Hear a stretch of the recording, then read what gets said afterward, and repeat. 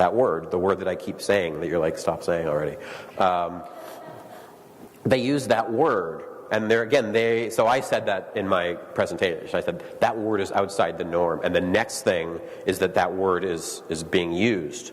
So there was kind of an interesting moment. I took a picture of this sign because it's nice to observe things and see what sense they make to you later. And I walked down the street, and there someone had crossed off that word and written a more common word that we might use in less polite circumstances.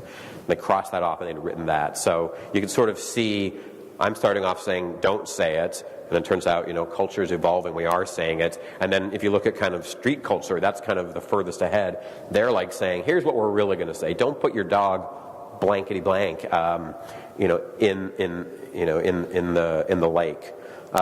So culture is shifting all the time, and you can kind of find these symbols there. But it's great to look at these things when you're out in the world and see what they mean. And not only when you're doing research with people kind of in their environments, but all the time. I mean, I think you said this. You're sort of looking around and finding patterns and making sense of the world, as you go.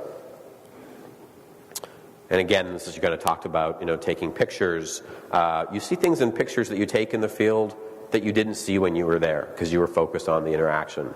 So it's nice to have these documents. This is one of the pages that's on that website.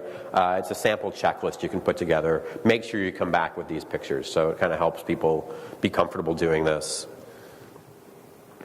This is one I hear about a lot. People ask me about taking notes when they do interviews. You cannot take notes quickly enough and with the fidelity to capture